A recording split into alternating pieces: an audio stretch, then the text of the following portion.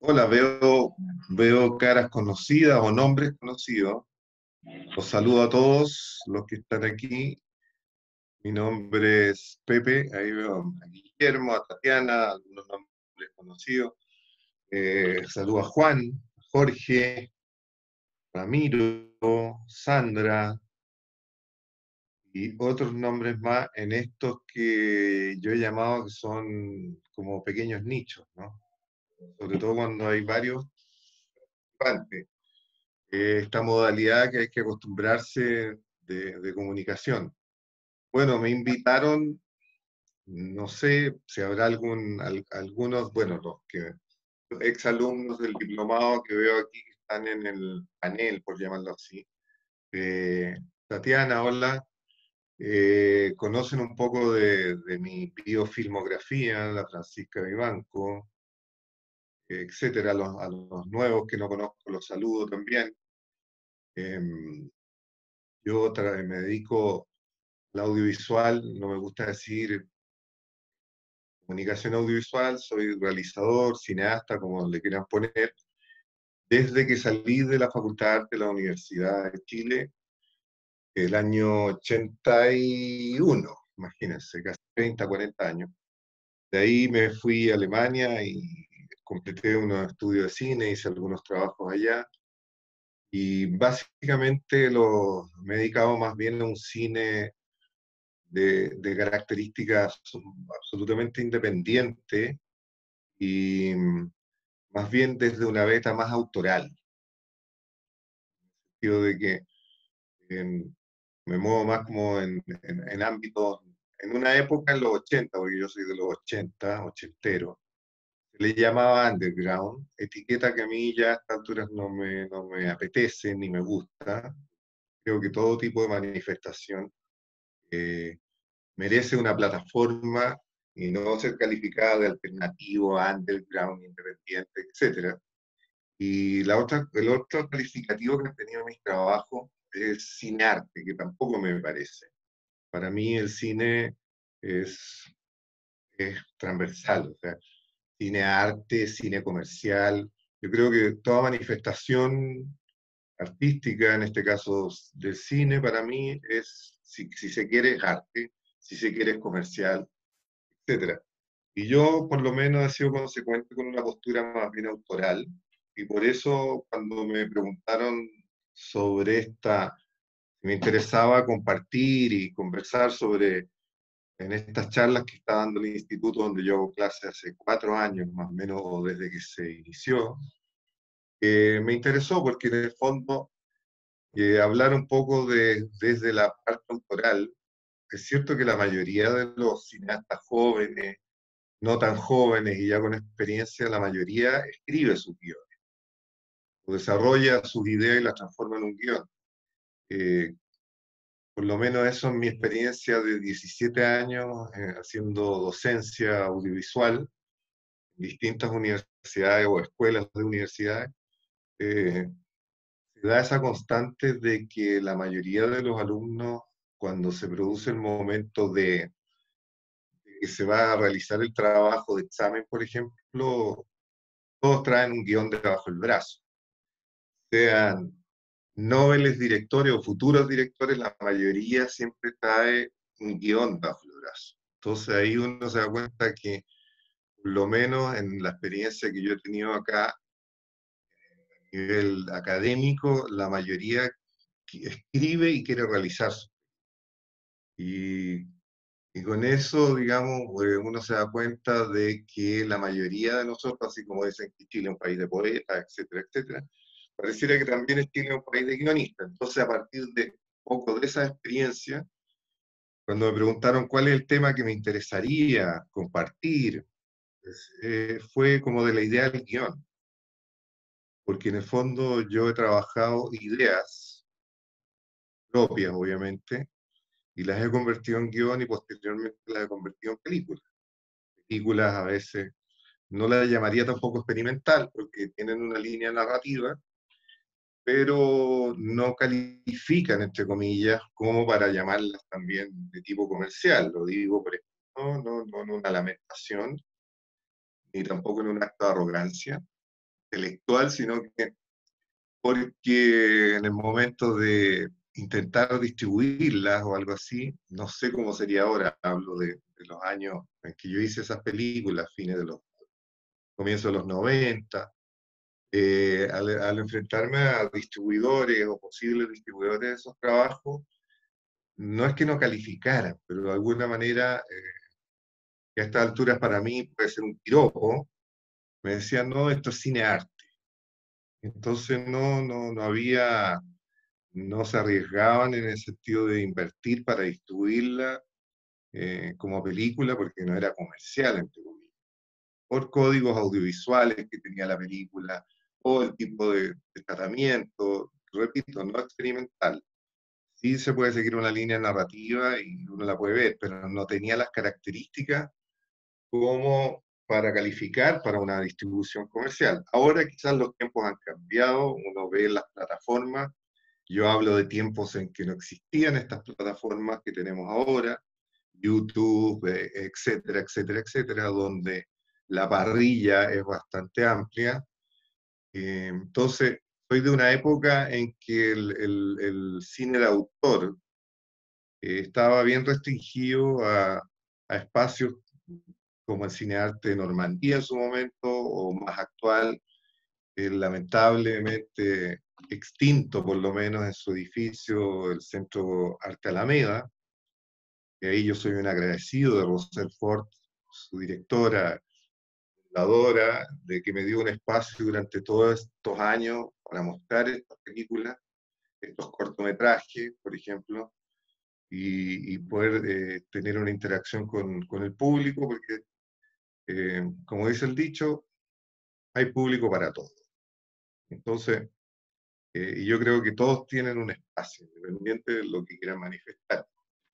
Entonces, cuando le di más vueltas al título que se le puso a la charla del ideal guión, en realidad yo debería haberle puesto de la idea a la película, o de la idea al guión a la película, porque si bien es cierto, yo escribo mis propios guiones, con el tiempo he ido aprendiendo, no he tomado talleres de guiones, desde que hice mi primer cortometraje el año 83, que consistía en un corto que editado era de 6 páginas, o sea, de 6 minutos, que se llamaba Los deseos de Camila. Y yo reviso ese guión, que ya no existe obviamente, pero una compañera de la universidad encontró una reliquia, me lo mandó, yo creo que producto de la pandemia, se puso a revisar baúles del recuerdo y encontró una versión de guión, porque yo había trabajado en ese corto con una pareja y compañeros míos de la universidad. Y claro, tenía 6 páginas en que no habían diálogos, solamente se describían acciones, y es como con lo primero que uno parte. Y claro, si el ejercicio sería interesante de ver, yo tenía ahí 25 años, cuando hice ese guión, escribí ese guión, esas ideas, que son más bien ideas. Uno parte generalmente escribiendo ideas visuales. Después ya uno se empieza a meter en otras profundidades cuando empieza a intentar escribir diálogos, porque los personajes ya no solo hagan acciones y se muevan en un paisaje, ya sea interior o exterior, y empieza a tener la tentación de ponerle textos a esos personajes. Y ahí la cosa se empieza a complicar. ¿En qué sentido? Porque uno empieza a sentir que los textos que dicen, cuando los escuchan la voz de los actores, a veces le hacen sentido, a veces le da una vergüenza ajena cómo escribió eso, o el mismo actor te ayuda y te dice, no, yo no diría esto de esta forma. Y así uno en el camino va aprendiendo. Como les digo, yo no tomé ningún taller de guión, yo partí escribiendo un poco, viendo ni siquiera tutoriales, porque imagínense lo antiguo tiempo que yo estoy hablando, simplemente leyendo biografías, libros de realizadores o libros de donde decía, salía el guión de X película, entonces mirando aprendí como el formato. Ahora uno tiene una cantidad de programas donde puede escribir y se lo va formateando como guión de cine de manera inmediata. Yo aprendí a escribir así con el computador, en el Word, digamos, imitando un poco el formato de estos programas que existen, no ahora, existen hace ya un tiempo. Y como les digo, en un inicio mis primeros trabajos eran básicamente ideas visuales. Entonces me fui como de a poco metiendo en transmitir o apoyar esas ideas visuales con textos. Y que era hacer hablar a los personajes, como digo. Y que los personajes fueran, no contando la historia, pero dando a entender qué es lo que yo quería plasmar en ese corto de 5, de 7, de 8 minutos. Entonces fue un aprendizaje en el camino, obviamente viendo películas. Y el año 87, o sea, el 85, yo vuelvo de Alemania y hago mi segundo cortometraje acá. No, miento, me llaman para hacer un videoclip. Y yo no tenía idea que era eso, pero como había estado en Alemania, asistí cuando empieza MTV. Y ahí me llaman para hacer un videoclip de electrodoméstico, un grupo de los 80, donde aplico una cosa más bien creativa, más que demostrar al grupo tocando, y de ahí como que se me abre un poco la cabeza y se remata este preámbulo para escribir mi primer guión de largometraje y hacer mi primera película que se llama Hay algo allá afuera. Cuando veo Terciopelo Azul de David Lynch, el año 87, ese que lo vi en el Cinearte Normandía en ese momento. Y desde ahí, que es uno de mis cineastas favoritos en términos de cómo transmite las ideas y de las atmósferas que crea, digamos. Pasando por Terciopelo Azul, Carretera Perdida, Corazón Salvaje, la serie Twin Peaks, que es la que, aunque muchos no lo crean o no lo sepan, es el que abrió esta beta de series que vemos ahora en Netflix, ¿no? Sobre todo como Dark y otras series con ese tipo de formato y contenido. Y de ahí que me pongo a escribir el guión de Hay algo allá afuera, donde actúa un joven Luis Ñeco, en su primera incursión audiovisual, cinematográfica, Francisco Reyes y Luz Croxato. Escribo ese guión que lamentablemente no lo tengo, porque me hubiera gustado poder mostrárselo y comparar con la película, con algunas secuencias. En esa película a mí se me ocurre, volviendo al tema de la charla, ¿cómo se me ocurre la idea de allá afuera? Hay algo allá afuera es una historia, la síntesis, de un tipo que llega a su casa una noche y descubre elementos femeninos en él, y él vive solo, no tiene pareja, no tiene nada. Y descubre que él alterna con otra identidad. Estamos hablando del año 89, una identidad femenina. Y el tercer personaje o antagonista es Francisco Reyes, que interpreta a un taxista que se mueve en la noche y que recoge a la identidad femenina del personaje protagónico. No les puedo contar más porque se las voy a spoilear, porque si algún momento tienen la oportunidad de verla, no está en YouTube, no está en ninguna parte, porque de alguna manera estoy preparando hace mucho tiempo un pack con todo mi trabajo audiovisual. Espero que producto de todas estas cosas se ha retrasado, que pueda sacarlo a la luz, donde estará esa película y estarán los otros trabajos que he hecho en estos años. Entonces, ¿cómo se me ocurre la idea de Hay algo allá afuera? No era ni una investigación, ni una noticia en un diario, sino que me acuerdo que estoy tomándome una cerveza o un café con Alberto Fouquet en la Plaza Italia, año 89, postrimerías de la dictadura, 88, 89. Entonces me pregunta sobre qué estoy trabajando para el suplemento Weekend del Mercurio. Yo le digo, estoy trabajando una idea que no está muy madurada todavía, muy madura, y que es sobre un tipo solitario, cesante, en este Santiago oscuro que estamos viviendo, qué sé yo, etcétera, etcétera. Y La idea me surgió de andar caminando por Santiago en la noche de repente y mirar las ventanas de los edificios antiguos de Santiago Centro, y me puse a imaginar qué vidas habían detrás de esas ventanas iluminadas a las 11, 12 de la noche, y me puse a fantasear tratando de imaginar qué vidas habían detrás de esas ventanas.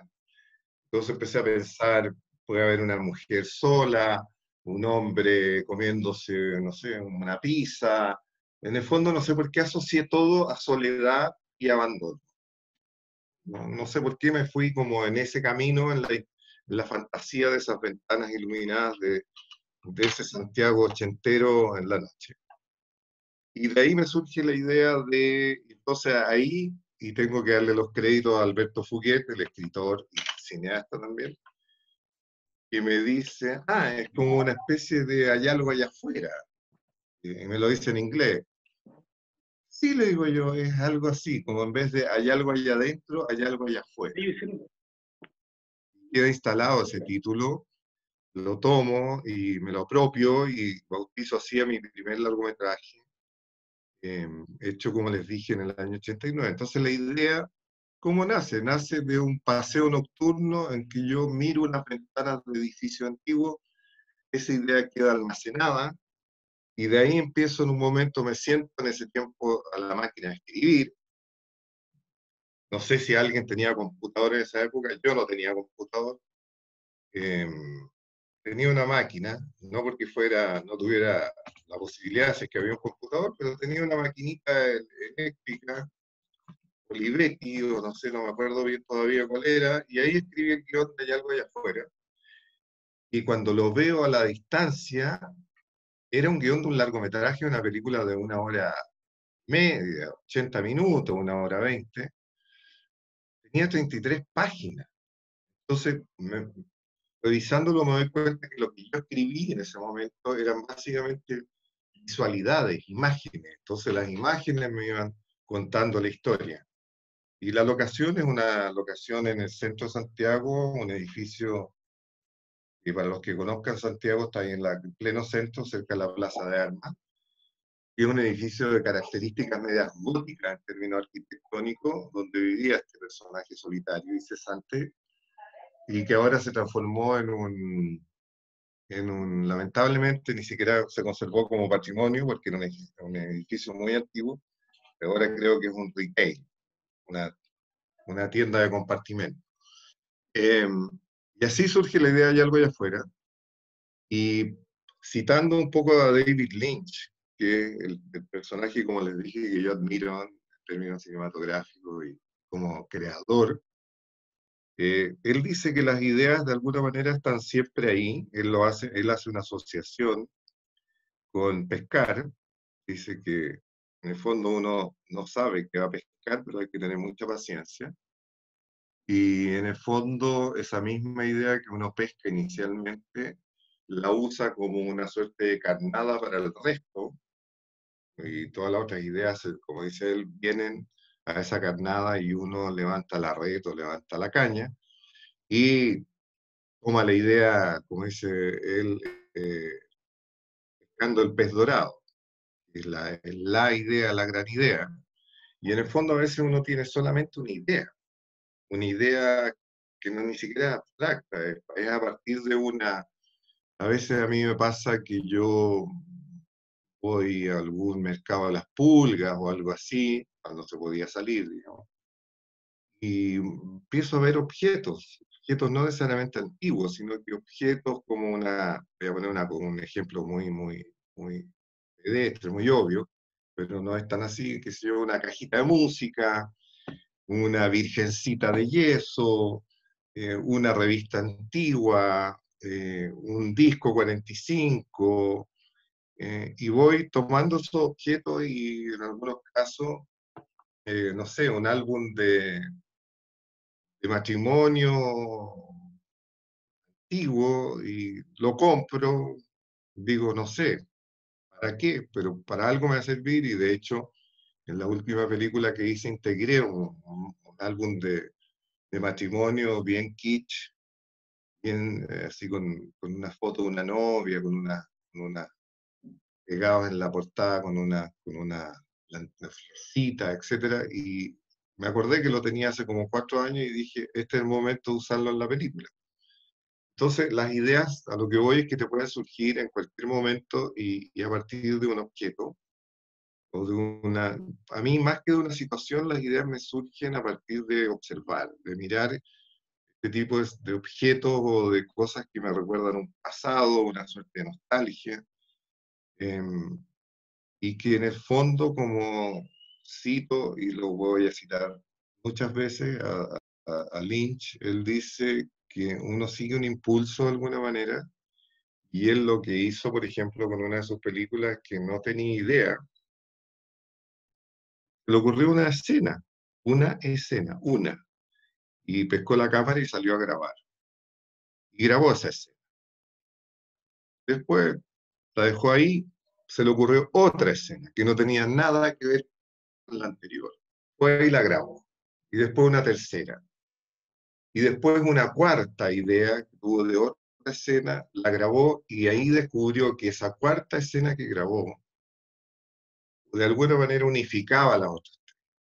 Y de ahí surge la idea de empezar a desarrollar un guión. En el fondo, el proceso que yo hago es bastante similar. Yo no, por lo general, no parto con un tema. Yo no he tenido la experiencia de adaptar un texto literario, digamos, una novela, un cuento, y adaptarlo. Sí, por ejemplo, el último trabajo que hice, que se llama Crónica de una despedida, partí desde un monólogo de una obra de teatro de Jean Cocteau del año 30, que se llama La voz humana, y yo tomé el texto que está escrito originalmente para un monólogo, para una actriz, personaje femenino, que se está desgarrando por la pérdida o el abandono de su pareja. Entonces yo pesqué ese texto y lo que hice fue ponerlo en voz, en vez de ser en un personaje y poder despegarme de lo teatral y tratar de pasarlo a audiovisual. Se me ocurrió ponerlo en la voz, el mismo texto, en la voz de tres personajes femeninos. O sea, una mujer como de 60 años, una mujer de 40 y una joven. Y se dio una dinámica interesante porque obviamente cada una lo dijo, es cierto que decían el mismo texto, pero cada uno lo dijo con una impronta propia de su experiencia, tanto actoral como de vida. Esa ha sido la única vez que yo he trabajado con un texto que no es propio. Todo el resto de mi trabajo audiovisual, los cortometrajes, y dos largometrajes, incluido este, sería el tercero el que les acabo de decir, han sido guiones que han salido de mi cabeza, de mi imaginación. Y todos han partido, como les digo, no de una investigación, sino que yo creo que mi trabajo ha sido más bien, no sé si la definición es visceral, pero parte de un impulso, o sea, de una idea visual que se me instala en la cabeza en un momento y que no tiene ni pies ni cabeza, pero que de repente encaja en algún contexto más amplio. De ahí desarrollo o se desarrolla, yo creo que yo soy de los que creen que uno tiene un control relativo sobre esos procesos. Creo que los años que llevo trabajando en esto avalan un poco en ese sentido, que uno pasa por distintas experiencias cuando desarrolla una idea que se transforma en un guión y después debería transformarse en una película, de frustración, de alegría cuando encuentra el hilo conductor de lo que está escribiendo, otras veces la página en blanco es terrible. Yo creo que debe ser lo mismo con el escritor o con otras artes, como la tela en blanco, en fin. Y después uno se entusiasma de sobremanera y después se lo lee a algún amigo y el amigo eh, te lo hace, perdónenme el chilenismo, te lo hace mierda algo que tú estuviste trabajando como intensamente y casi fascinado, y te pone unos 3 puntos y te desarma la cuestión. Por eso dicen que es aconsejable que uno no trabaje solo los guiones.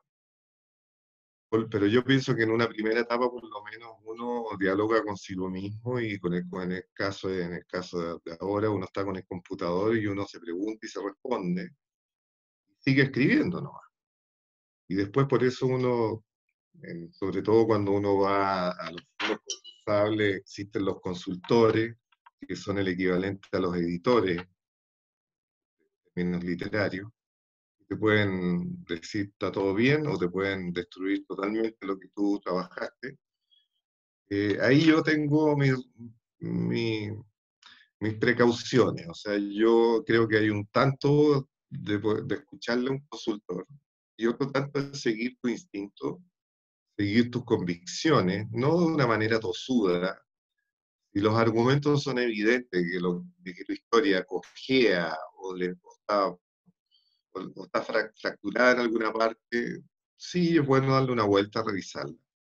Pero también soy de aquellos que creo que en un momento, algún momento, sobre todo cuando uno es autor de sus guiones, hay que abandonarlo.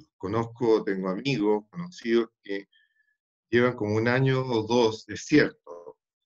He leído biografías de grandes directores que dicen, este guión yo me demoré 4 años en hacerlo, 3 años en cerrarlo. Yo personalmente creo que hay un momento de maduración para los proyectos y después ya como que entre el entusiasmo empieza a decaer, esa energía rica de enamorarse de una idea y de desarrollarla, sea por las razones que sea, a veces son ajenas a la intención y voluntad de uno. Todos sabemos que producir una película como se tiene que producir, no hablo de mega producción, pero una producción decente, digamos, implica e involucra una inversión. Y lamentablemente, desde que yo estoy dedicado a esto, no siempre ha sido el camino a seguir los financiamientos. Entonces, a veces si esa idea no es tan lo suficientemente sólida, y uno no tiene la suficiente fe, por llamarlo así, en esa idea, a veces el tema de que no salen las lucas te va mermando ese entusiasmo, esa fe, esa creencia en esa idea que te surgió y terminas dejándola a un lado. Otras veces las ideas son tan potentes que se niegan a que uno las deje en un baúl, en un archivo, y te vuelven a aparecer a veces después de un año, meses, y, y yo soy también ahí soy sumamente intuitivo y de guata, como se dice, en que digo, si esa idea volvió, entonces como que le sigo el camino y la desarrollo. Otras ideas que son producto de entusiasmos momentáneos, como digo yo, al calor de una parrilla, en un asado, que no sé por qué ahí uno se pone creativo a veces, dice, oye, estáis trabajando en algo y no sé, a uno le sale espontáneamente y cuenta una historia increíble en 5 minutos. Todos te golpean la espalda y dicen, oye, está buena, weón, y podría ya hacerla así, yo hago la cámara, y después llegáis a tu casa con ese entusiasmo extraño que te provocó contar una idea en un contexto así, y te sientas en el computador y ves que no puedes pasar de la primera página, porque era producto de una situación, ¿entiendes? Entonces ahí uno empieza a aprender también un cierto rigor en el acto de escribir, darse cuenta que no existen las musas, los musos, y que la inspiración te llega en el minuto y te sientas y escribes apasionadamente en un papel o en el computador. No, es un trabajo. Eso a mí me costó aprenderlo y tener ese rigor, sobre todo cuando he participado en fondos concursables que tienen plazo, que dicen, ya, de aquí a la otra semana necesito terminado el argumento y no me puedo sentar a esperar a que las musas o los musos lleguen a mí y se me ilumine. Y también porque he leído cómo los procesos de trabajo de los escritores, sobre todo. He escuchado a algunos escritores que te preguntan si tienen alguna rutina de trabajo. A mí me sorprendió que, claro, yo tenía esa idea romántica de la inspiración, qué sé yo. Esto le hablo hace mucho tiempo, ¿no? Donde escuché algunos escritores chilenos importantes que no, tenían una rutina. O sea, independiente que no tuvieran un trabajo, algunos no tenían un trabajo anexo, aparte de escribir, sino que su trabajo era escribir. Entonces él decía, yo me levanto en las mañanas a la misma hora, me tomo el desayuno y de ahí trabajo. Y me llamó la atención la definición que ocupaban, trabajo de 10 a 1. Tenga una idea o no la tenga en mi cabeza. A veces estoy sentado frente al computador o a la máquina de escribir y no se me ocurre nada. Pero así todo, hago el esfuerzo de pinchar una tecla o pinchar uno de los, digitar una letra y escribir. Entonces ahí yo me di cuenta que esto, como decían, es un 99% trabajo y un 1% iluminación. Y de ahí que yo empecé a hacerme el hábito de, cuando estoy trabajando en un proyecto, de aunque no tenga ninguna idea, ni sepa para dónde va, sentarme a escribir, a escribir, a botar ideas y después uno, ¿qué hace? Recoge y va corrigiendo para atrás. Entonces, eh, las ideas, las ideas pueden surgir de una manera, para mí tienen tres etapas. La idea surge de estas cosas espontáneas, como les digo yo, en mi caso, de ir en la calle, caminando. Yo no me baso mucho en las experiencias, como les dije así, de situaciones o de leer una noticia que, oh, se me ocurrió algo. Son como dice, repito por enésima vez, el mismo Lynch, son como, porque le preguntaron, en esta masterclass que vi, si él se basaba en sus sueños, pesadillas nocturnas para sacar sus ideas para sus guiones, que encontraban que eran un poco bizarros y qué sé yo, como pueden ser algunas pesadillas o sueños. Tienen lógica, entre comillas. No, dijo él, les lamento desarmarles el mito. Yo no, ninguna de mis películas ha sido producto de sueños o pesadillas bizarras que yo haya tenido, ni bajo efecto de las drogas, ni nada.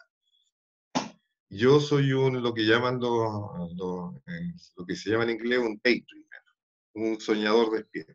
O sea, el tipo constantemente durante el día, en la cotidianidad, andan las ideas revoloteando y bajan de repente. No es que ande mirando el cielo el tipo todo el día, sino que en el fondo se puede conectar con ese sistema. Y yo más o menos funciono de la misma forma, ¿no? O sea, hago un trabajo cotidiano, pero de repente se me viene alguna imagen, funciono más bien con imagen. Y a partir de esa imagen, que es muy básico, muy primigenio, porque de ahí sacar una historia puede transformarse en una anécdota y no da para más. Y te das cuenta que no da para más, que contada esa imagen suena alucinante y le suena atractivo al resto de las personas. Pero cuando le tienes que armar una historia a esa imagen, sucede a veces que no da para una historia, ni de 3 ni de 5 minutos. Y mejor saca una foto, mejor haz un plano de esa situación y déjalo para el recuerdo, para la anécdota. Y otras que empiezan a crecer y de la pura imagen se transforman o de una música que uno escuchó en un momento, se hizo una idea visual. Por ejemplo, en Terciopelo Azul está la chica cantando la canción Terciopelo Azul en este cabaret, y de ahí, ya, ¿y qué más? Y uno puede escribir una atmósfera alucinante, pero cuando te preguntan, ya, ¿y qué más? No sé, eso no más tengo. Por ahora tengo solo eso. O tengo un auto rojo cruzando en la carretera, un convertible. Ya, ¿y qué más? No, no tengo, eso es lo que tengo. Y puede que esa imagen aparezca en algún momento en un proyecto futuro o no aparezca, y fue eso nomás. Pero en el sentido de las ideas para mí se van sumando. Cuando la idea persiste es por algo y hay que ponerle atención. Cuando no, hay que dejarla ir nomás, porque corre el riesgo de meterte a trabajar en una cosa que no te va a llevar a ningún lado. Y en un taller literario escuché que cuando uno tiene el final, tiene más del 80% del camino avanzado. O sea, conociendo el final de la historia, de lo que quieras contar, ya tienes un avance importante. Hay que construir para atrás. Pero cuando tú partes, que a mí me ha pasado en mis procesos de escritura de guión, parto con escena 1 y empiezo a escribir sin saber qué viene para adelante, generalmente entro en un jardín y me voy perdiendo en la mitad y si releo para atrás no tiene ninguna conexión, ninguna relación. Entonces, no siempre pasa que uno conoce el final de su historia, sobre todo si es una creación, no está basado en nada, ni en una noticia policial, ni en una investigación histórica. Es re complejo partir escribiendo de cero. Como les digo, solo con una idea a veces abstracta en la cabeza, una idea visual. No sé, yo tengo aquí un ejemplo, no sé si Ricardo da el tiempo como para ver esos ejemplos que tengo, que dura como un minuto que tengo la mitad de la pantalla con el guión y cómo Sí, dale, quedó grabado. dale, sería interesante verlo.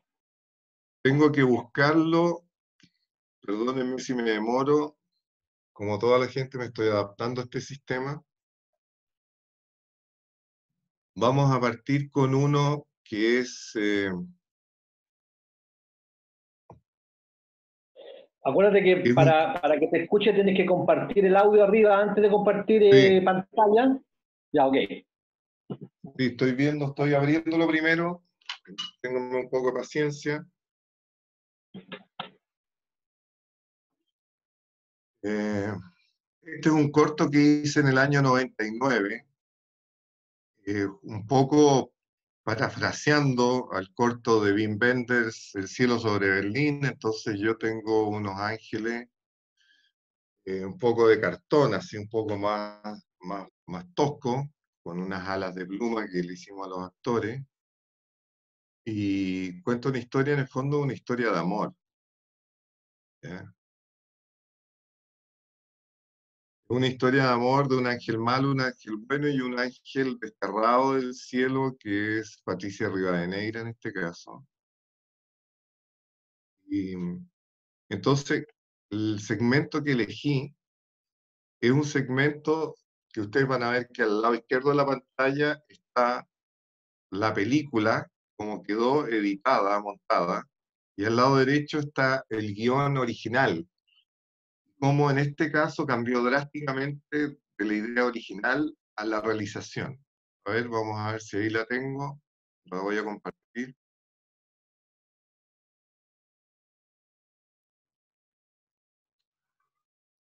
Espérense. No la tengo. Ya, ahora sí, no la había seleccionado. ¿La ven? ¿Lo Sí, sí ven? se ve. Sí se ve. Ya. ¿Estamos muy fuerte o no va? ¿Qué te parece mi estilo? Lástima que no era ella el angelito. Si ven la escena Estaba 8, bien sí buena. corresponde a lo que estamos En viendo. fin, hay que seguir buscando. Él y Gabriel caminan por una calle, se detienen frente a un bar. A ver. El bar se llama Luces, es así. Este es el lugar. Ismael dice, Entremos. y en el guión dice, creo que este es el lugar. De aquí para adelante, si van leyendo Pero al un día lado, me se dan dijo que cuenta me que cambia prefería como totalmente hombre. en la No supe versión qué hacer. definitiva. Ya no podía volver atrás. Me desesperé. Era un payaso inicialmente en el Rogué, guión lloré. original, el Le que dije se todo lo que lamentaba en la había hecho barra por del él, bar, pero nada. payaso de circo. Se fue con otro. Y después surgió esta idea de travesti. Resignada, me puse el terno de nuevo y traté de volver con mi mujer, Pero ella me dijo que ya no era lo mismo, que estaba incompleto. La muy zorra me dijo que me hiciera modista y pusiera un boliche. Se fijan que solamente retoman la frase final. Se fue con un vecino. Historia más triste. Dios mío, ¿por qué a mí? El ángel bueno dice que historia más triste. Te di todo, mi vida, mi mundo, todo, y me lo tiraste a la cara. Qué historia más triste. Triste. Patético. Y aquí cambia totalmente cómo se desarrolló el guión a cómo se desarrolló en el montaje.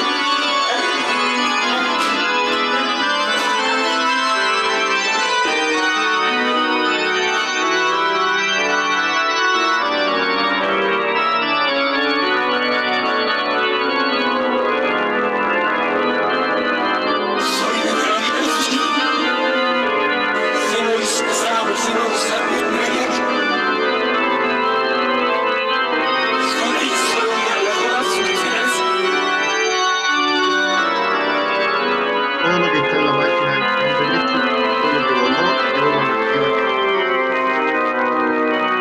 Y se retoma recién ahora, en la escena Buenas nueva. noches, bienvenidos amigos a su local Fijan, el Luces, que actor como que bien hizo dice su animador nombre, respetó solo en admite la a letra. reales perdedores. Por favor, un aplauso para ustedes mismos. Y ahí se nota mi fascinación Bien, con bien, David. me complace presentar esta noche a la reina de los perdedores, a la dominatrix, Sandy Knight. Y yo le puse abajo antes el pelo azul. Y obviamente con los derechos me dijeron no se puede. Y se ¿Cómo compuso una están? canción. Mis perdedores favoritos. ¿Vienen preparados para todo? Aquí están los eyaculadores precoces, impotentes, derrotados. Esta canción es para ustedes. La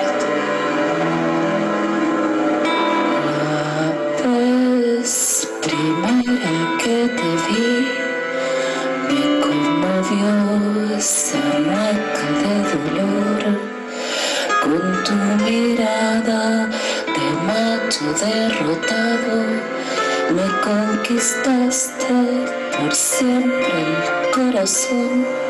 Amor de humanos, cobardes penitentes, arrojados a un mundo de dolor.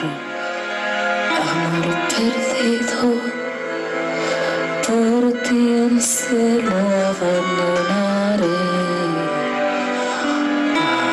Amor inútil, fracasado, amor terrible, en vano y lejano. Amor terrible,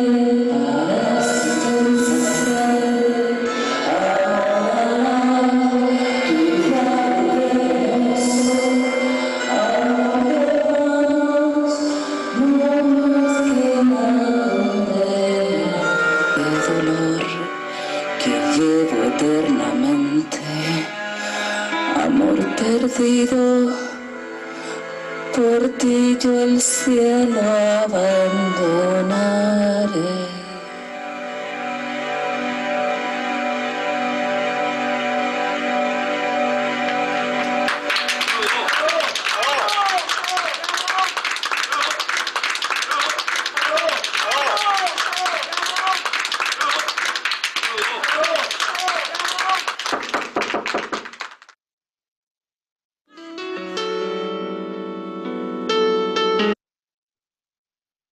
Ya, ahí hay una muestra.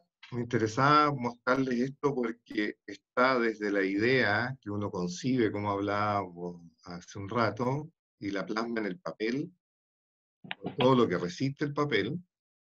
Esa es otra cosa que uno le dicen, el papel resiste mucho. Y el productor después te baja a la realidad y te dice, sí, está bonito, pero la mitad de esto, con la plata que tenemos, o los recursos, los conocimientos, lo que tenemos, no se puede. Entonces uno Pepe, diga, Pepe, escúchame. Para la próxima que muestres, tenés que bajarle un poquito el volumen a la película porque ya, tus comentarios no se escucharon. Ya, por eso pregunté y no lo bajé, pero bueno. No, Sí. estaba muy fuerte, pero eso.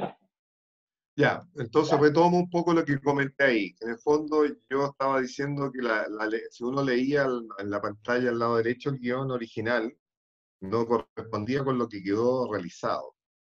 Entonces, volvemos a lo que estaba diciendo, que tiene que ver con que hay un personaje que se llama productor o productora, que en su momento el papel resiste mucho, como es otro disco muy antiguo.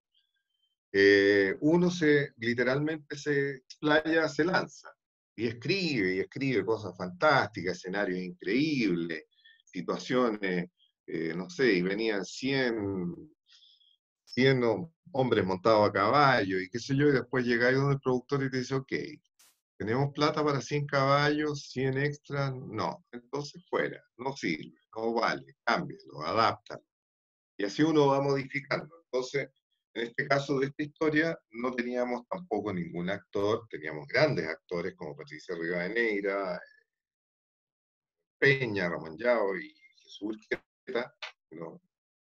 Pero, por ejemplo, en mi fantasía pretenciosa de citar a Lynch ya de una manera absolutamente descarada, pretendía yo que Patricia Rivadeneira en esa escena cantara Blue Velvet.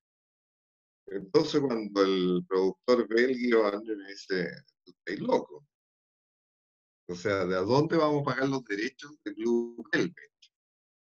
O sea, esta película se ganó un fondar en ese tiempo.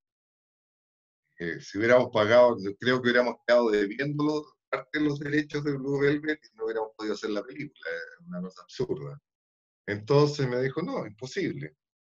Entonces ahí uno lo bajan violentamente a la realidad y todo esto que escribió uno entre cuatro paredes, entre el computador y uno, se enfrenta con que la idea magnífica que uno consiguió en su cabeza, viene un productor y te dice, ¡pah!, a la realidad.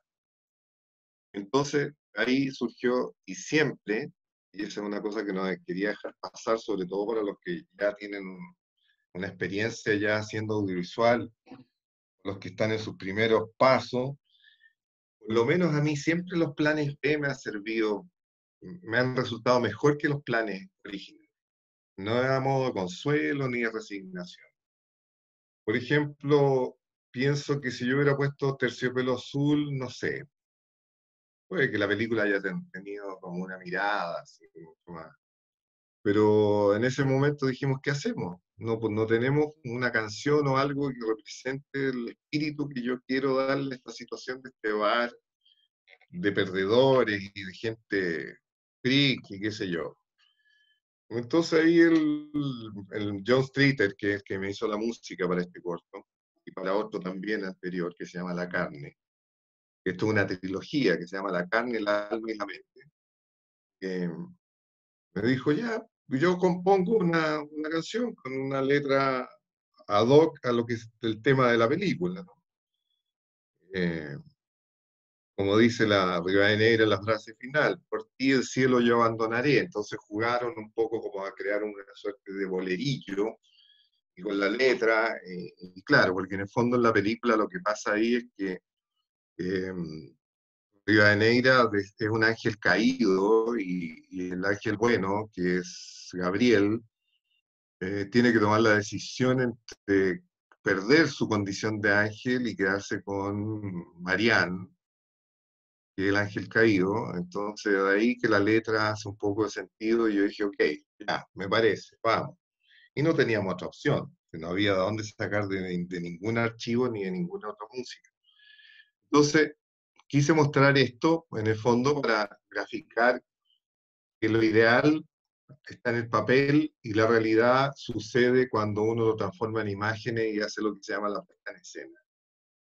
A veces se produce una sincronía maravillosa y uno lo que escribió se transforma en una imagen, según lo que escribió, y a veces mejor de cómo lo concibió en su cabeza y lo llevó al papel. Y otras veces hay pequeñas frustraciones en que como uno lo imaginó y que el papel lo resistió, porque también sucede que a veces uno imagina y traslada al papel la idea, la baja, como digo yo, al papel, y algo se pierde en ese camino, pero se sostiene todavía, porque la literatura sostiene mucho, sostiene la imaginación. Por eso los libros, es re difícil llevarlos a una versión fílmica, porque cada uno se arma el mundo al leerlo. Entonces, que venga alguien y arbitrariamente, entre comillas, le ponga cara a Harry Potter, le ponga cara a los personajes, a veces la gente queda feliz, otras veces dice, yo no me lo imaginaba así. Y para poner un ejemplo más comercial, Las 50 sombras de Grey, yo creo que mucha gente no se imaginó a Christian Grey con el actor que la producción eligió, otros quedaron felices, así como la protagonista femenina, en fin. Por eso creo que las adaptaciones son complicadas. Yo creo que la única adaptación, yo no he leído tampoco, no leía a Mario Puzo y El Padrino, pero hay gente que sí leyó el libro, esa es la otra. Hay gente que lee el libro después de ver la película. Y también eso tiene, el orden de los factores sí altera el producto. Otros leen el libro, después ven la película. Generalmente los que han leído el libro no quedan contentos con la película. En fin, entonces acá pasa lo mismo de alguna manera en otro sentido. Tú concibes una idea, la bajas al papel, se pierde algo poco, pero ya donde viene la prueba de fuego es cuando tenés que llevar la imagen. Y puede pasar lo que te digo, de cosas técnicas, cosas de financiamiento, que para llevar a cabo esa idea, no sé, me imaginé una casa en un montículo como la casa de Psicosis, ya, de acuerdo. ¿Y dónde está esa casa? Hay que buscarla. ¿Y dónde está? Ya, sí encontramos una, pero nos cobran 60 lucas diarias. Y no tenemos. Listo. Plan B. Busquemos algo sin... Y ahí la idea empieza no a desarmarse, pero uno tiene que empezar a procesar en su cabeza que la cosa va a ser distinta a la que uno soñó o imaginó. Yo tengo trabajado con un director de fotografía que acuñó una frase muy graciosa por un lado, pero también muy certera. Cuando armaba la escena, desde el punto de vista fotográfico, me preguntaba y me decía, ¿es lo soñado, mi Pepe? Entonces yo tenía que ver y decir, sí, ya. ¿Pero qué le falta? No, es que está difícil, no tenemos lo que yo necesito para lograr esto. No me refería a él como sus capacidades técnicas ni sus talentos, sino que eran recursos. Y otras veces sí es lo soñado, cuando se produce la magia. Entonces yo, como digo, y les digo al equipo cuando trabajo, de un corto de 5, de una película de 80 minutos, cuando uno tiene un plano o una escena como la soñó, yo me doy por pagado.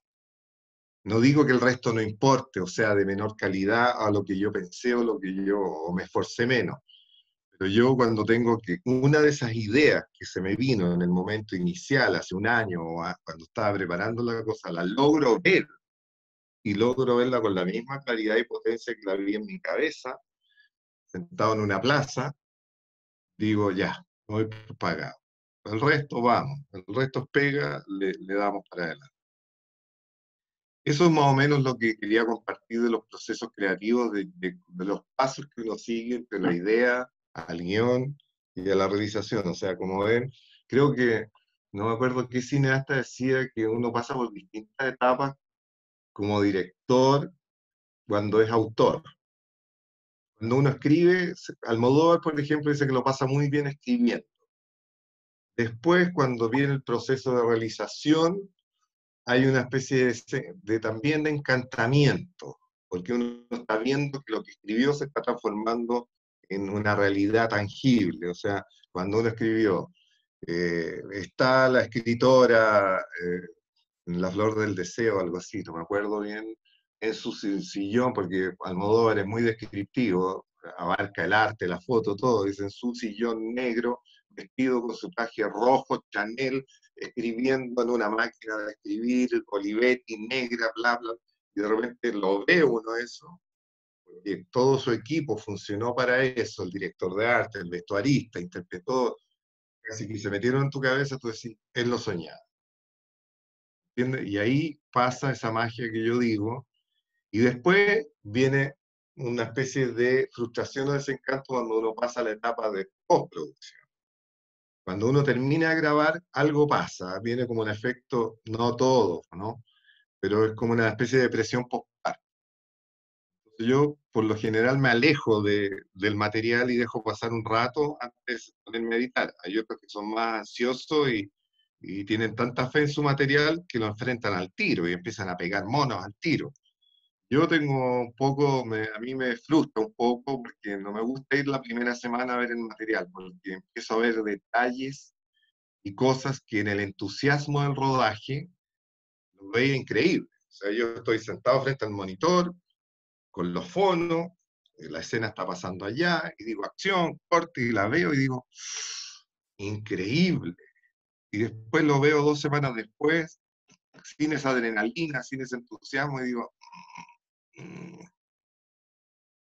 no sé si me gusta tanto ahora, y empiezo a bajonearme y empiezo como a frustrarme, y no me gusta nada del material, y el montajista me tiene que dar ánimo, y me dice, ándate, déjame armar a mí una versión, y vuelve y lo revisamos. No está en condiciones en este minuto, voy a encontrar todo mal. Vuelvo después de una semana, lo miro y digo, y lo miro como desde la puerta. Él está sentado frente al computador y lo miro casi como escondido, así como a ver, como con vergüenza. Y de repente me empiezo a fascinar y a reencantar con el material, y ahí me siento como un cabro chico al lado del montajista y empiezo ya, pega ahí, cambia acá, sí, vamos, ahí, corta ahí, y ahí te embaláis y empezáis a reencantar, y es un momento maravilloso. Y después viene otro momento de frustración cuando la película ya está lista y ya no hay nada más que ajustarle, y viene el momento del estreno. Y en el estreno, si algo se le pasó, lo vaya a ver siempre, lo vas a ver siempre, aunque te diga el montajista, no lo ve nadie, nadie se va, sí, pero yo estoy sentado aquí entre 50, 20 personas y sigo viendo ese detalle, que no lo pudimos sacar.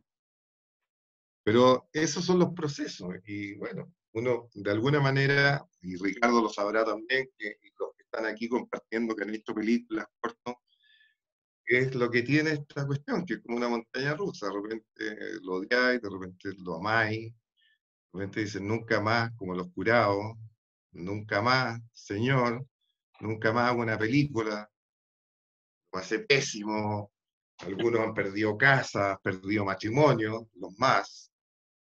Igual volví a intentar hacer una fucking película. Pero bueno, porque a uno le gusta esto, me encanta. ¿O no, Ricardo? Así es. Bueno, eso es más o menos lo que quería compartir. Espero no haberlos lateado y Te que haya agradece servido. mucho haber compartido tu experiencia, Pepín. Abrimos la sección de preguntas, si es que alguien quiere preguntar y lanzar su primer dardo a lo que nos contó Pepe. Pepe, mira, para romper el hielo a mí hay una pregunta que me queda dando vuelta un poco, porque tú planteas una forma de crear que es bien especial, digamos, esto que contás al principio un poco de que vas creando a partir de una imagen. A mí me pasa otra cosa, a mí me alucinan los anécdotas, las historias, las cosas que cuento que son más redondas, ¿no? Parto de otra forma, son diferentes maneras. Pero lo que me hizo una resonancia de lo que tú hablabas, que pensé que como una jam session, como una cosa que tiene que ver un poco con el jazz.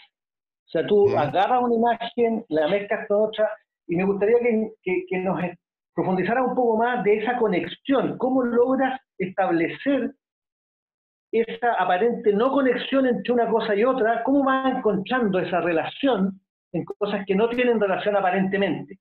¿Cómo sientes esa sensación de relato? ¿Cómo se te va dando cuando se te da? Yo creo que no existe una teoría en ese sentido, y tampoco, aunque hubiera querido desarrollarla, no he podido.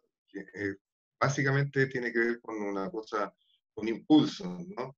Y como te digo, no es que, y tampoco uno es como cuando ejercita de alguna manera un músculo, o sea, hay un momento que la primera vez te va a doler todo el cuerpo, al otro día, qué sé yo, en este caso uno va ejercitando y sabe, por lo menos en mi caso, es absolutamente intuitivo, no tiene un análisis teórico tampoco, porque cuando yo me he tratado de meter en formato teórico de desarrollo y de análisis, me quedo entrampado, o sea, me insegurizo. Entonces, tiendo más al impulso, a la intuición, pero obviamente que es inevitable o innegable de que cuando uno tiene más carrete y más experiencia en esto, puede confiar en ese. No a los 20 y tantos años haciendo tus primeras películas, porque en el fondo en esa primera etapa uno lo único que quiere es tirar toda la carne a la parrilla y sin buscarle ningún sentido, y ahí puede ser como una jam session, como si tú, que uno tira todo. Después uno ya empieza a tener ciertas intuiciones que te hacen saber qué dejar de lado y qué conservar y cómo pegar estos bloques que aparentemente no tienen nada que ver entre sí, y de ahí va surgiendo, en mi proceso, como te digo, no logro armar un discurso teórico al respecto, sino que básicamente es un tema orgánico, o sea, basado en la experiencia, en el ensayo-error, más que en el error que en los aciertos, palos de ciego, y de repente tú empezás a encontrar, yo creo que a cualquier creador, me gusta llamar creador, eh, empieza a encontrar su dinámica, en que sabe que a veces tiene que recorrer el camino equivocado y hacerlo, no a priori decir por aquí no, porque eso te va a dar la luz de lo otro. Entonces, en mi caso, y respondiendo a lo que tú planteas, es bastante orgánico, no responde a un proceso teórico. Generalmente cuando he optado por ese camino me quedo paralizado, quedo sin avanzar, empiezo a hacer mucho análisis, mucha teoría. Ok. ¿Quién más tiene una pregunta, por favor? Es el momento. La Fran Vive te quiere hacer una pregunta. Vaya, Fran. Hola, Pepe. Hola, Aquí Fran. en penumbra en el campo, con corte de luz, me tuve que venir finalmente al auto. Pero bueno, eh, tengo una duda, porque tú cuando hablas de que tienes de una idea, vas al guión, y el paso de la idea al guión, tiene que ver también con que tú ya la viste, ¿no es cierto? Y ya te imaginaste ya los planos cuando vas al guión, o cuando vas del guión al guión técnico, ¿está siempre la idea, la primera idea, las primeras imágenes que tú tuviste presentes? ¿Cómo lo plasmas eso después? ¿Cómo construye? Porque yo cuando veo eh, cosas tuyas, yo veo que son pocos los planos, que tú cuentas la historia con planos más largos, como que no buscas llenar demasiado de planos, sino que, entonces te preguntaba, ¿cómo haces esa idea de cómo lo ibas a visualizar si tú trabajas siempre con esa visión de qué planos van a ir, desde que construyes el guión hasta que lo realizas, hasta que llegas al guión técnico y después al set? Yo, mira, cuando yo escribo el guión, generalmente ya y como se lo transmito incluso a los alumnos, ¿ah? Yo cuando leo guiones de alumnos, eh, yo no hago un proceso de literatura, yo lo leo y me voy imaginando, tengo los planos en mi cabeza, no es que esté tan distorsionado, tan deformado profesionalmente, pero ya leo y a la vez me sirve de filtro para poder corregir al alumno de que en los guiones se describen acciones y se describen visualidades, no se describe literatura. No se pone, por ejemplo, no voy a dar la lata en una clase, pero para que entiendan el ejemplo, no se pone, era una triste tarde de domingo. La pregunta que surge inmediatamente es, ok, ¿cómo se filma una triste tarde de domingo? Entonces lo que uno tiene que poner es, era un día lluvioso de domingo y Francisca estaba triste. Eso es algo concreto, eso es algo que yo puedo imaginar, aunque no tenga idea de audiovisual, pero ya te instala una imagen en la cabeza. Pero si te digo era una triste tarde de domingo, estamos hablando de audiovisualidad, es re difícil que el equipo o yo pueda traducir lo que quiero ver en ese plano, en esa imagen. Entonces, cuando yo escribo el guión, generalmente ya voy no hago un guión técnico en mi cabeza necesariamente. Yo, de hecho, y aquí digo una cosa políticamente incorrecta totalmente, y ojalá no me escuchara ningún alumno, yo no hago guión técnico, nunca he hecho guión técnico. Yo del guión voy a la locación y como la película ya me la he pasado tantas veces en la cabeza mientras escribía, mientras lo reescribía, mientras lo leía, que lo digo sin ninguna arrogancia, llego a la locación que ya la he visitado 2 veces antes, por cosas técnicas y todo, entonces digo ya, escena 4, la cámara acá, los personajes se van a mover ahí, después vamos a cortar y vamos a ir más allá, y después vamos a cortar y vamos a ir acá, al punto que de repente el director de fotos te dice, ya, pero vamos con calma. ¿Cuál es el primer tiro acá? Ah, este. Ya estoy pensando en el que sigue, en el que sigue, en el que sigue.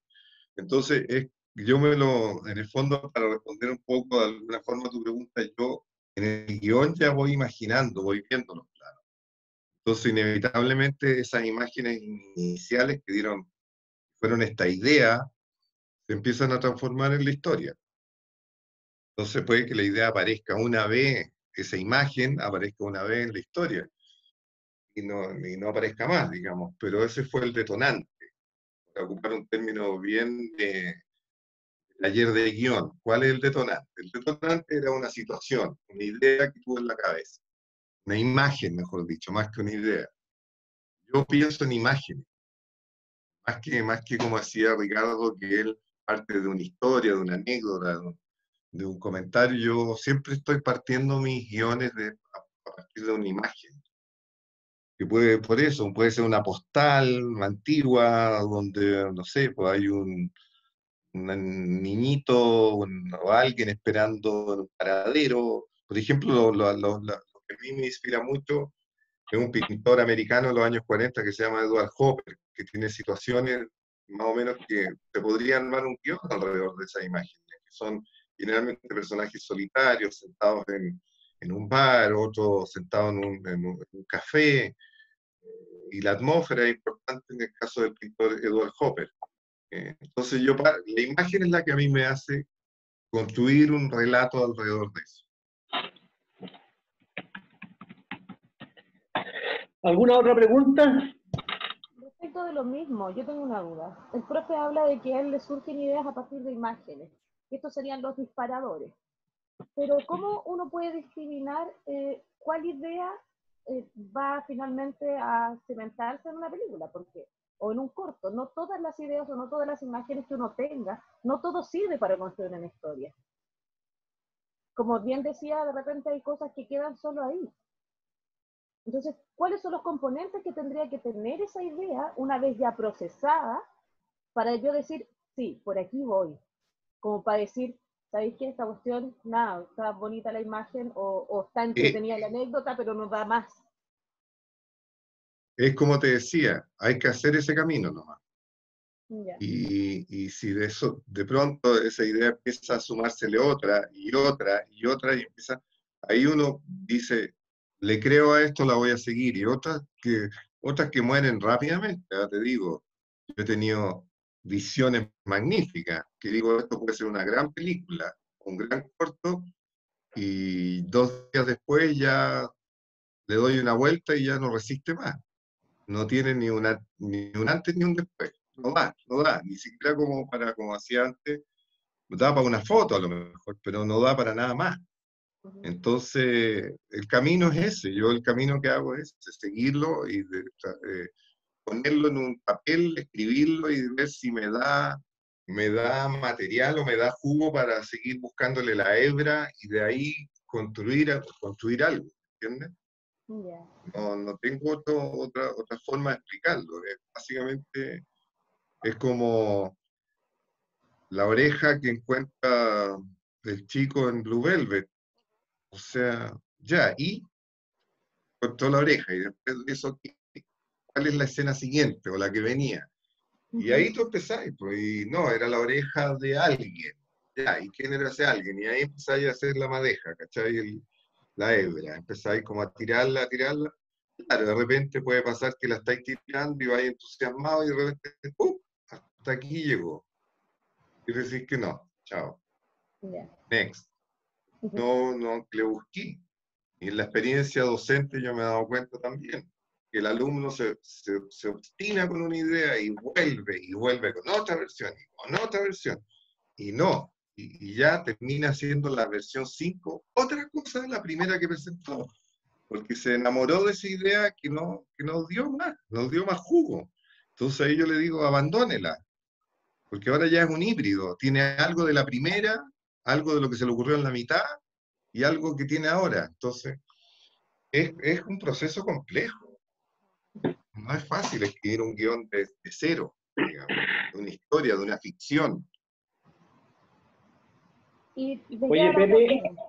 Ah, ya, dale, Tatiana. Cuando mencionaba el profe respecto de que estaba ahí mirándolo, sentado mirando el edificio en Plaza Italia, las ventanas, qué sé yo, ¿Mm? ese sentarse a mirar, ¿usted se sentía protagonista de esa película? ¿Se sentía como los personajes? ¿Puede Sí, sentir un poco buscando cómo es la construcción de personajes que también tiene mucho que ver con la historia? O sea, si yo sí, busco y se me ocurre un una, disparador, me siento como el personaje, lo escucho, lo hablo, me vuelvo loca si el personaje es esquizofrénico. me hiciste una pregunta que me hizo, imagínate, mi psicólogo en un momento, porque yo tenía esas imágenes. Entonces yo le dije, lo que pasa es que cuando chico, yo venía de vuelta a la casa, mis papás, de ir a ver a mi abuela, ponte tú, y yo me sentía muy protegido en mi casa, en lo que era el hogar, mi pieza, y aunque no parezca, era un tipo no tímido, pero de alguna manera ni seguro, pero ni temeroso, pero estas salidas dominicales, siempre parece que me pasé muchas películas. Entonces me imaginaba que el auto chocaba y todos morían en esa vuelta de la casa a la casa. Entonces decía, ¿cuándo vamos a llegar? Quiero estar en mi casa. Entonces, y esto es absolutamente real, no estoy fantaseando ni inventando con la charla. Iba en el auto mira el punto que tocaste, me hiciste ir atrás de una manera y miraba por la ventanita, pues. Pepito con sus dos hermanos atrás, los papás adelante, y yo miraba por la ventana y miraba estas ventanas de estos lugares, me acuerdo Avenida Mata, y, y siempre me quedé pegado con la ampolleta, como digo yo, la ampolleta pelada en el techo. Entonces fantaseaba que si yo viviera ahí, porque yo me sentía apapachado, sentía que estaba cómodo, vivía en un lugar rico, agradable, y por eso mi obsesión también es la luz. No soporto las luces como fluorescentes, generalmente tengo lámparas cálidas, qué sé yo. Entonces fantaseaba con que si yo estuviera en esa pieza que estoy mirando ahora, con esa luz horrible, y me empezaba a hacer toda una película, y me empezaba a dar miedo y me empezaba a angustiar. Y decía, lleguemos rápido, por favor, a mi casa, que era como yo me sentía ahí visualmente y estéticamente agradado, ¿me entiendes? Entonces, claro, de alguna manera me transportaba y me convertía, como dices tú, no de una manera tan profesional, pero me veía en ese lugar, ¿sabes? Me veía en esa pieza de color frío, con una lámpara, con una luz, una ampolleta pelada en el techo, lo poco que alcanzaba a visualizar en ese paneo mientras el auto pasaba, y veía quizá una figura de una persona en una penumbra, y decía, ¿cómo será estar ahí? Quizás tiene un colchón en el suelo, mm, y solo me empezaba a pasar unas películas terribles de yo ahí, y me empezaba a angustiar. Y como era hijo mayor y regalón de mi mamá, claro, ahí podía abrazar a mi mamá, irme protegido. Y llegaba a mi casa y ya se me olvidaba, pero ahora que me lo tocaste ese punto, te hablo de eso haber sido cuando tenía 6 años, imagínate. Y de alguna manera se dio ese arco hasta cuando estoy sentado viendo, conversando sobre este proyecto, esta idea. No, si los caminos del Señor son misteriosos, Diana. Uno nunca sabe dónde va a deambular y qué te depara. Por eso hay que estar siempre con la antena abierta cuando uno es autor, creador, como le queramos llamar, de su propia historia, y donde están sus propias fantasías también. Oye, ¿hay alguna otra pregunta? Porque yo tengo una, pero prefiero que ustedes las hagan las otras. ¿Tenemos alguna otra pregunta? Una pregunta un poco cliché, Pepe, con lo que has hablado un poco. Perdona, pero había un comentario ahí en el chat que me llamó la atención, que ¿Cuál? dice algo así que hay que tener las limitaciones en cuenta cuando uno escribe un guión. ¿La de qué, perdón? Leí algo que decía que cuando uno escribe un guión hay que tener las limitaciones en cuenta. No sé si lo leí mal o qué. No, no lo veo.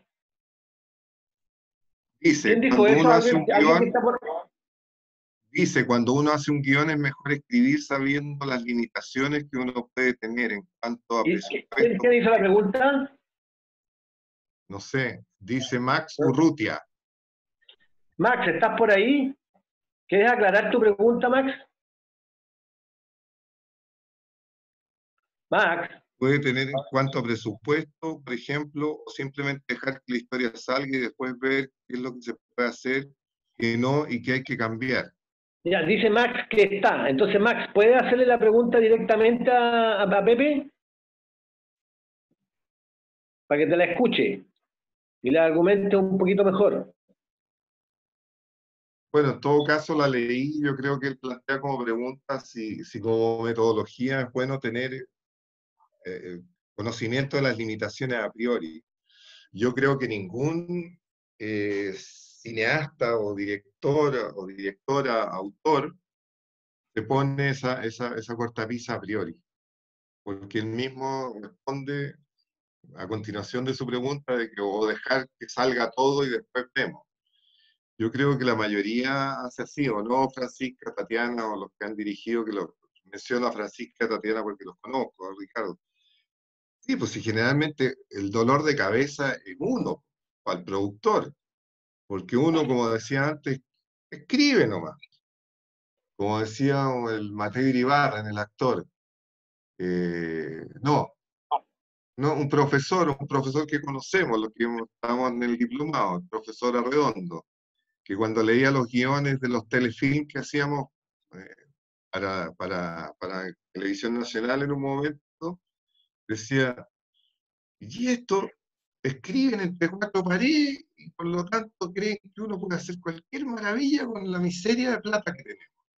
Tiene la razón, pues, si en el fondo, como decía antes, uno escribe nomás, ¿ah? Y se va en su locura, en su volada y después, tomen, ahí está el guión, háganlo. Cuando es por encargo, y después tú te das cuenta de que, claro, el productor ejecutivo y el productor te bajan, como decía antes, los humos del tema. Dicen, oye, esto es imposible con las lucas que tenemos. O viene la directora de arte y te dice, ¿sabes cuánto es el presupuesto? Yo una vez quería el Perla, como dirían, el Perla quería un neón, ¿verdad? Que dijera el nombre de no sé qué cosa para un capítulo de La vida es una lotería, que era por encargo, yo era director, ni siquiera era el guionista. La directora de arte me dice, ¿qué? ¿Un neón? Dice acá en el guión que el letrero es un neón. Me dice, ¿sabéis cuánto tengo para vestuario y para arte? 70 lucas, weón. O sea, o hago el neón o los personajes tienen que traer la ropa de la casa. O sea, y eso estaba escrito por el guionista a cargo de ese capítulo, ni siquiera era una fantasía mía, imagínate. Entonces, claro, pero también contestándole un poco al planteamiento de Max, yo por lo menos hablo a título personal, yo no me pongo limitaciones. Tampoco mis temas son, mira, quiero 100 bailarines árabes bajando una duna, no, pero no me pongo una limitación a priori, no digo cuánta plata tenemos, ya, voy a escribir.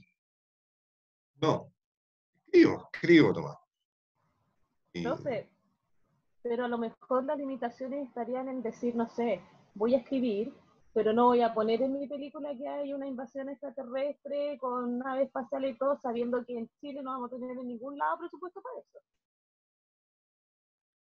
Claro, pero entonces ahí uno, si quiere contar algo similar, uno lo que hace es buscar la vuelta creativa, que digo yo, que a veces resulta mucho más interesante y más atractiva que ese camino. Maya, yo repito, si yo no me pongo las cortapisas solamente por una limitación económica, sino que porque me estimula que a veces esa limitación te lleva a que la cabeza se te abre y terminas encontrando soluciones más orgánicas, menos digitales y son más cinematográficas, más correspondientes al lenguaje cinematográfico que al artilugio. O sea, en Lo el he dicho, fondo, lo decía varias veces en las clases, de repente. No busquen el artilugio, tratemos de hacerlo en cámara. No es que claro, que me en el fondo niegue, no es que me niegue al Photoshop ni a la postproducción digital, no. Pero si lo podemos hacer en cámara, hagámoslo en cámara. utilizar el obstáculo, esta limitación, como un potenciador de la creatividad. Claro, como una motivación, un estímulo para decir, a ver, démosle una vuelta, ya, no se puede, estamos entrampados, ya, a ver, pero no, a mí, de verdad que en postproducción lo arreglamos, no es que me cierre, tampoco soy un tipo que está pegado en el pasado, pero no seamos flojos, o sea, si lo podemos, flojo por decir un concepto, una definición, si lo podemos hacer en cámara, hagámoslo en cámara, ¿no? No me diga en postproducción lo arreglamos, no, profe, no se ponga histérico, no se altere, si eso en postproducción lo podemos corregir. Sí, pero yo les digo, una mala actuación, un mal casting, no lo podemos corregir, por ejemplo.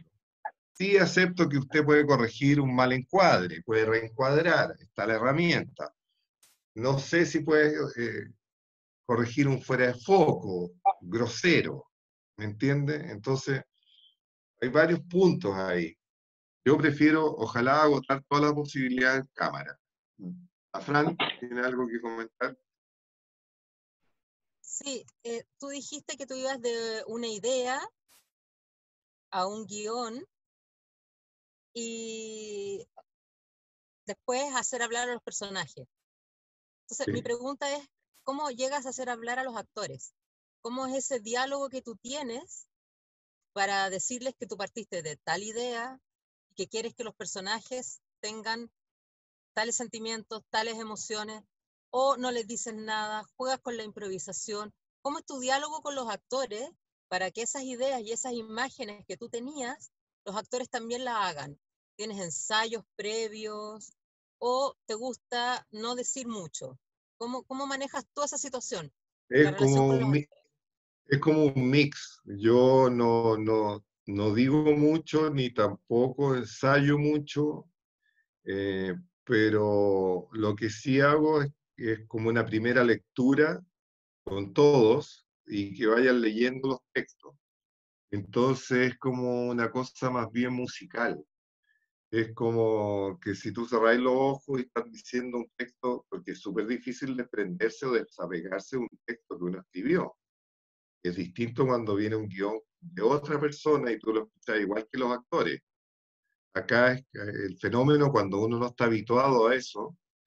Es como cuando uno, por lo menos yo me acuerdo cuando chico, no sé, mi viejo trajo una grabadora para la casa y uno se graba y se escucha por primera vez su voz y dice, qué horrible, ¿qué es eso? Esa es mi voz, ¿me entiendes? Aquí pasa lo mismo, cuando yo hago que los actores lean el guión que yo escribí, tengo tal cercanía con los textos que también me da un pudor entre cómo suena. Es distinto cuando no lo escribí yo y es absolutamente externo a mí. Entonces ahí yo voy calibrando. Lo que hago es calibrar. Entonces dejo abierta la posibilidad de que el actor me diga, ¿sabéis qué? Esto me suena raro, me suena como disonante, raro. Hago analogías musicales yo, ¿cachai? Estamos en el tono, si está fuera de tono, de armonía. Entonces le digo, a ver, pero ¿cómo lo dirías? ¿Sí? Manteniendo la intención de la frase. Yo diría pa, ya, sí, no solo cambiar la manera, lo que está escrito, sino que la manera de decirlo. Entonces ahí voy encontrando el tono. En el fondo no. Y si hay un backstory, doy un backstory. Lo necesita. David quiere decir algo. Parece. Activa tu micrófono, David.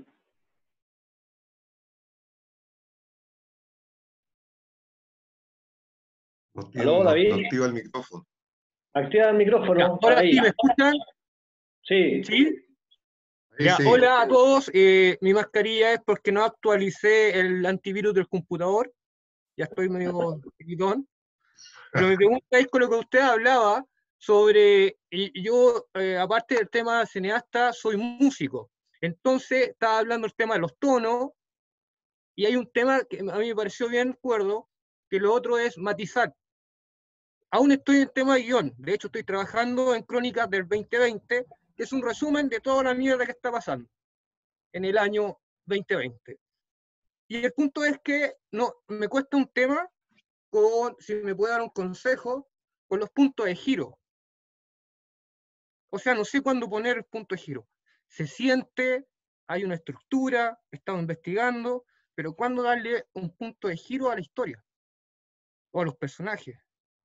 Pero David, me pone en una situación compleja porque es como que estuviera haciendo un taller de guión. O sea, si me pongo a explicar eso, el resto de la gente puede quedarse un poco al margen.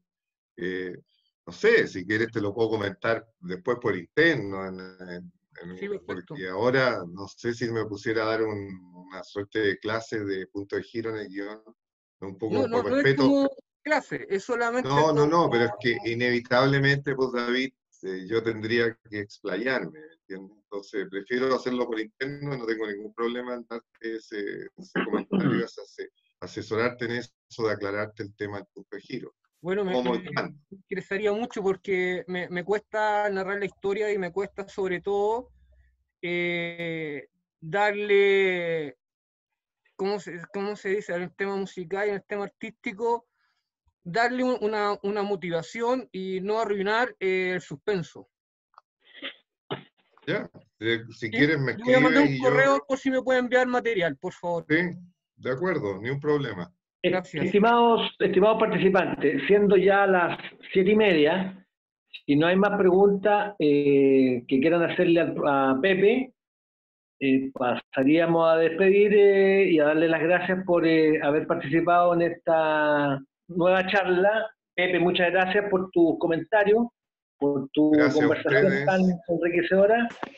Y los esperamos el próximo viernes con una charla del profesor de montaje, Fernando Valenzuela. La charla se denomina El gesto sináptico, una breve introducción al montaje cinematográfico. Así que nos esperamos el próximo viernes a las 6. Parece que Guillermo nos quiere tocar la guitarra, despedirnos con un tema. Y Francisco se integró ahí como a la Cochihuahua. Guillermo, si quieres nos despide con un temita ahí, con unos acordes, póngale el micrófono. Tóquese un riff. Pero Guillermo, por favor, ahí cortó la cámara. Oye, quiero decir gracias a todos los que se conectaron, a los que no me conocen también, obviamente, que espero no haberlos lateado mucho, pero siempre es bueno. Yo, por lo menos en mis clases, los que me conocen, yo creo que la mejor forma de transmitir algún conocimiento es desde la experiencia, sobre todo en esto, porque nadie tiene la verdad absoluta en el aspecto artístico. O sea, solamente uno puede transmitir la experiencia y contar no sus anécdotas, sino que cómo ha hecho el camino, digamos, ¿no? Y ahí cada uno sacará sus conclusiones. Y lo más interesante siempre es discrepar, no estar de acuerdo. Y pues sobre todo en esta época que se habla tanto de los acuerdos, que no llegamos a nada, y estamos en una cuarentena horrible. Yo prefiero que la gente discrepe, pero siempre conversando con respeto y todo, y uno va aprendiendo también.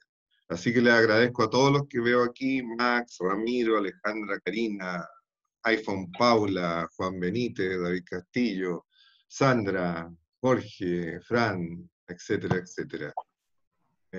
Así que gracias por la asistencia y la conexión. Y gracias, Ricardo, Nos vemos el próximo viernes entonces con la charla de montaje. Chao. Que les vaya bien. Chao, Francisco, chao, Tatiana, chao, Fran. Que estén bien. Un abrazo, profe. Un abrazo.